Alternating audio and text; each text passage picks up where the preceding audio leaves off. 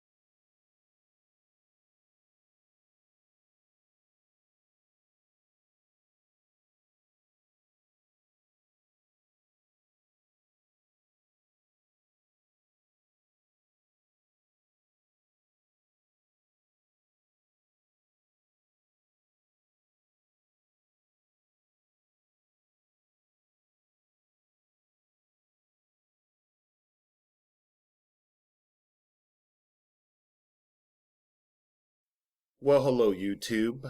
I hope that everybody is doing very well today. Thank you. Thank you for joining me. I have several videos I wish to make in the near future. However, I am going to place this ahead of a few. I have created other videos that embrace the topics of the Confederate flag and the Confederacy. However, I have too many people assuming they know my position. So before I share it, do know you are viewing a Get Real production. Here I do not self-censor. Today there is no reading from any penning.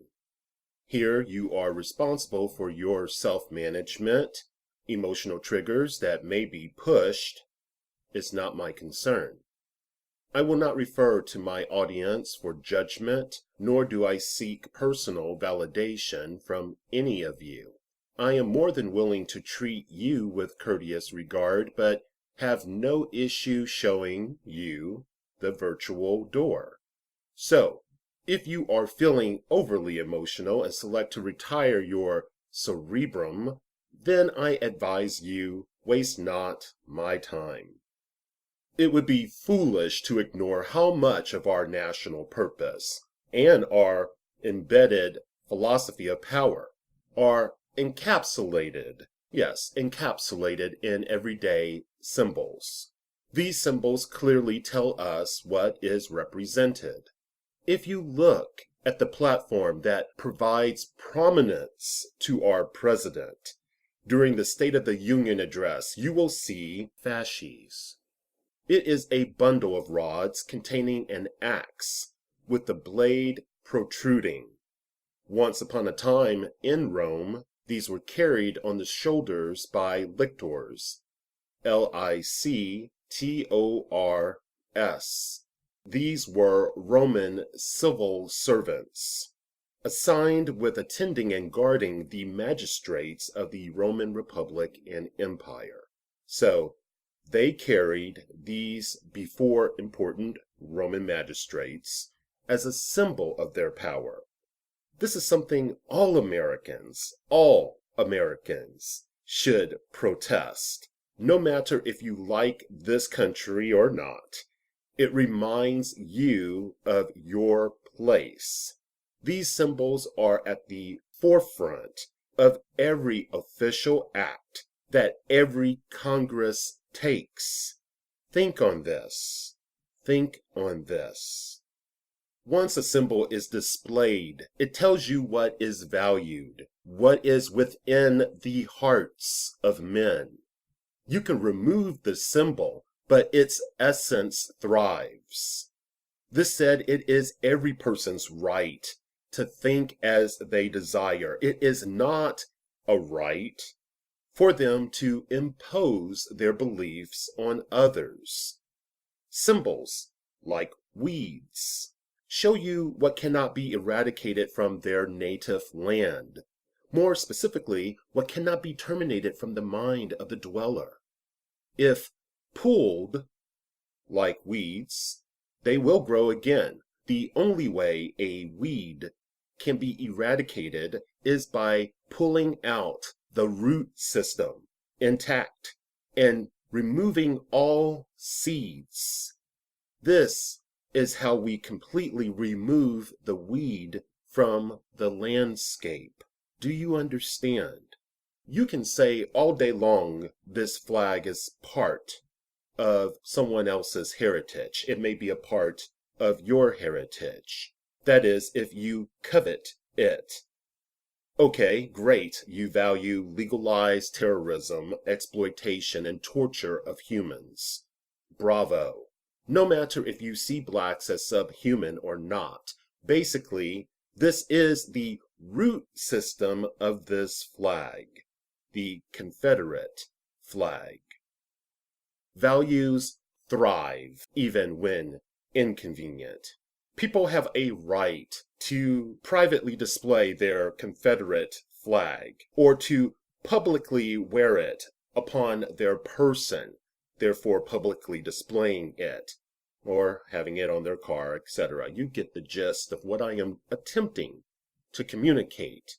Freedom of expression should be allowed to stand without little, if any, exception. Too many times, politicians have used blacks within America to push agendas that hurt us and our fellow Americans more than it helps. In saying all of this, I ask, why so excited about the Confederate flag?